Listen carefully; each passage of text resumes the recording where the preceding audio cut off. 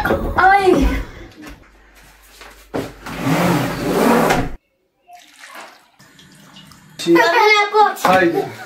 Hi guys! Welcome to another vlog! Dahil pa winter na dito sa Romania, busy na naman kami sa aking biyanan. Hugasan muna. Kung makikita nyo guys, every year po kaming gumagawa na aking biyanan ng mga ganitong pagkain, stock para winter ba? Yung iba ng lata naman eh. Naswarong kang basta. Naman. Nasira na, sobrang hinog. Ito yung paborito kong kainin. Ang name pala sa gagawin natin ngayon is Murator. Ito, ilagay daw to ni Mama sa sabaw. Hindi pa rin nasayang.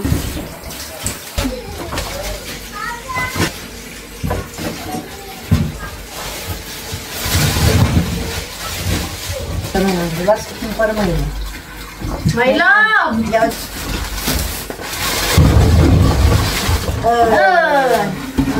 Grabe ang lalaki. Ay!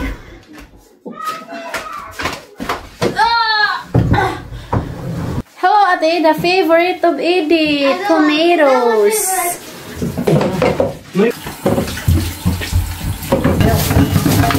Ito yung pinakaayaw ko. Pampalasa lang ba? Hindi mo naman siya kailangan kainin. Nung kinain ko to, grabe sobrang anghang. Familia Bouillon.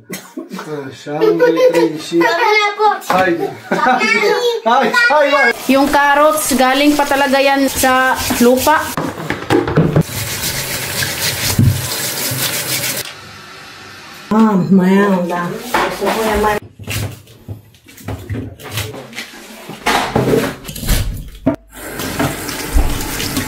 Ang kailangan mo lang tanggalin sa cauliflower is yung mga itim-itim.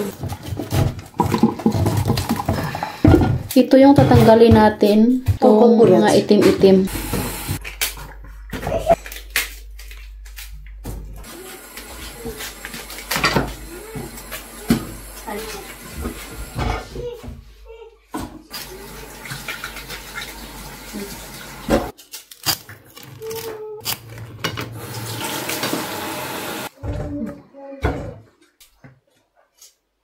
Sobrang kuti yung paggawa nito kasi nga kailangan mong linisan para hindi mo siya bilis masira. Pero worth it naman pagdating ng winter kasi nga hindi mo na kailangan pang bumili kasi nga may mga stock kami dito sa basement. Tamad ka namang gumawa ng ganito, pwede ka namang bumili sa grocery kasi nga meron silang mga bintang ganito or sa market. Dahil marunong naman yung biyanan ko gumawa ng mga ganito, kami na lang, sure pa kami na malinis kasi kami mismo ang gumawa. Mayroon lagyan. So ayan, dinamihan pala ni Mama yung kamatis at saka cauliflower kasi nga ito yung favorite namin. Ito yung unang mauubos. Siya celery. Sili na. Laman at saka yung dahon ang ilalagay.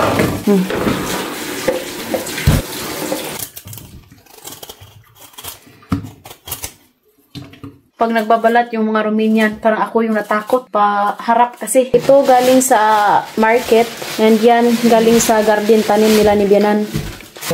Meron pang isang ilalagay si Bianan itong horseradish. At syempre, nakaprepare na rin dito si Mama ng sanga ng cherry.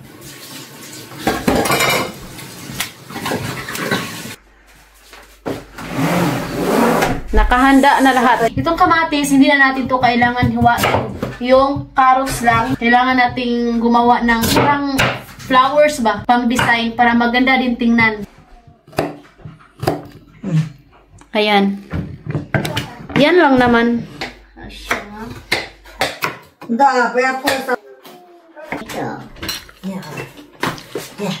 Yung mga maliliit na hiwa naming carrots, una niyang nilagay. Punya mapa.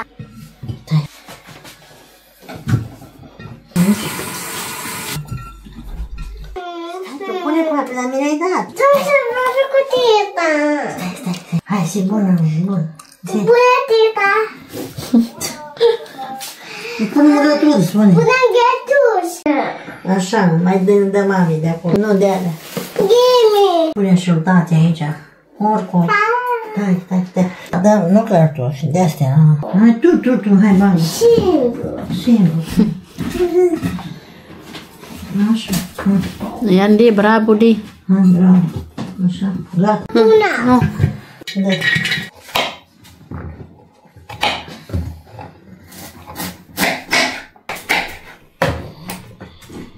Hello.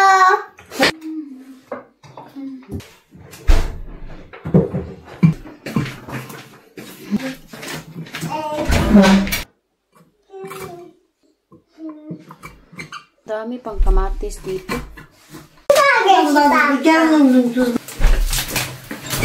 Ito yung asin na gagamitin natin. Ayan. Hindi pala to nilalagyan ng asukal. Dami kasi nagtanong nung gumawa kami last year. Isunod natin yung sanga ng cherry. May dahon pa.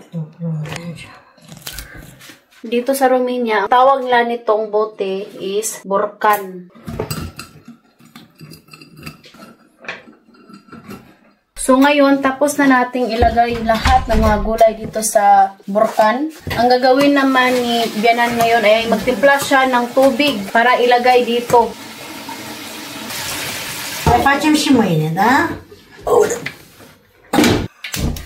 Unang ilalagay ni Bianan is yung asin.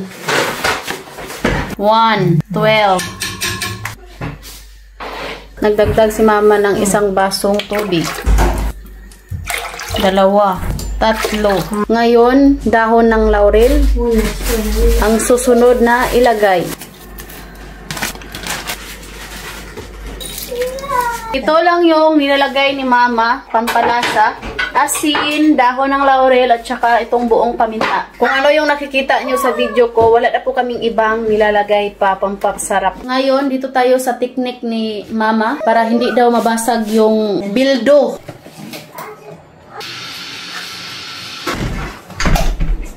Hello! Kumulo na yung tubig. Ilalagay yan kaagad ni Mama kahit sobrang init. Kaya masarap at crunchy yung mga gulay.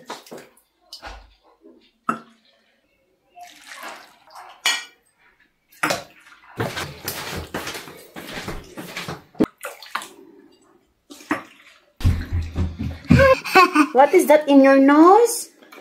Hello! Chiki.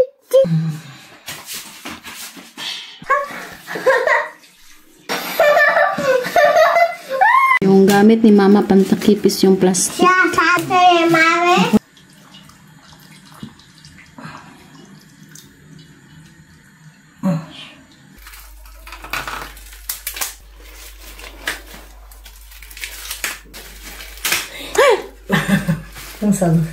No, may arrange siya daw para picture, no? May 3 hindi nalagyan ng tubig. Bukas na daw yan. Sobrang simple lang gumawa ng morator. Pwede nyo rin tong sundin. Thank you for watching. We love you all. Hope lang enjoy kayo sa mga vlog namin. Thank you din sa aking Bianan. We love you all. Good night. Bye.